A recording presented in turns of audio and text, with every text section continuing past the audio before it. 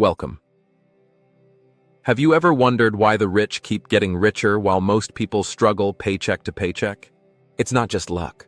The rich play by a different set of rules. Rules that keep them on top while everyone else fights to survive. In this video, I'll break down exactly how they do it and how you can escape the cycle. First one, society tells you that working hard will make you rich. But if that were true, wouldn't construction workers and teachers be the wealthiest people? The reality?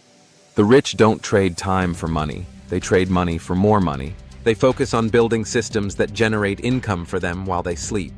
After that, the wealthy own assets. You work for a paycheck. They own the company that pays you. They invest in real estate, stocks, and businesses, so their money keeps growing.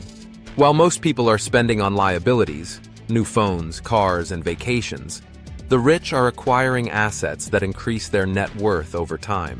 Now, the third and the most important one. Most people are afraid of debt, but the rich use it as a tool. Instead of taking loans for things that lose value, they use borrowed money to invest.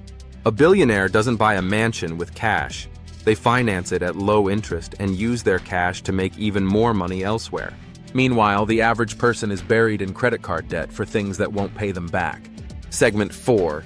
Taxes. The hidden game. Ever notice how billionaires pay little to no taxes? It's because they understand tax laws.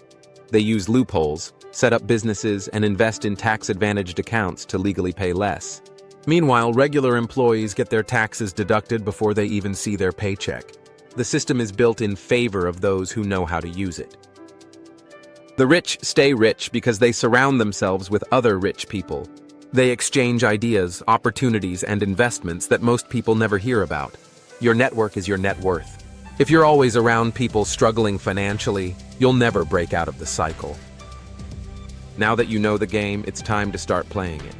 Focus on owning assets, learning financial literacy, and using money wisely.